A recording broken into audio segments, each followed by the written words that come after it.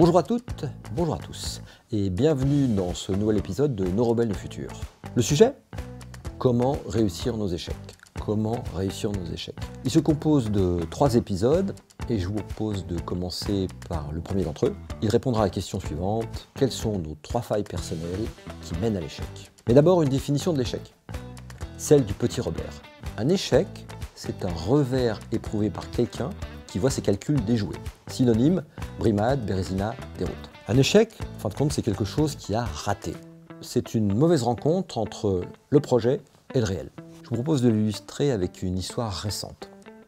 Connaissez-vous ce sémillant quadragénaire ? Probablement pas, il s'agit de Trevor Milton.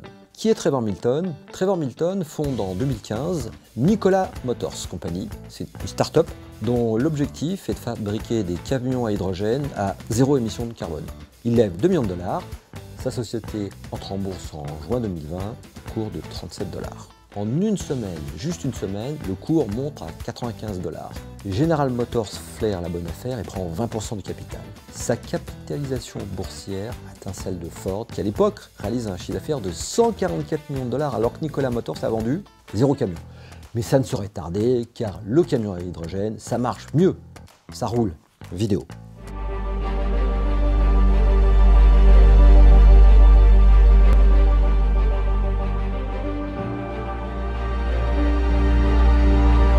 Tout est faux.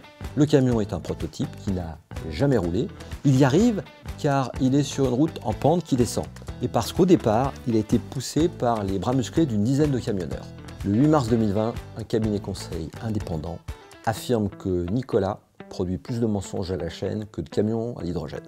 Le fondateur Trevor Milton est démis de ses fonctions, paye une coquette amende de 125 millions de dollars et est condamné récemment, en décembre 2023, à 4 années de prison.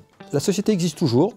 En 2023, elle a vendu des camions pour 36 millions de dollars, ce qui est plutôt un chiffre honorable, mais elle a perdu 966 millions de dollars. Alors que retenir de cette histoire ? Si nous échouons, c'est parce que nous avons des failles personnelles plus ou moins importantes.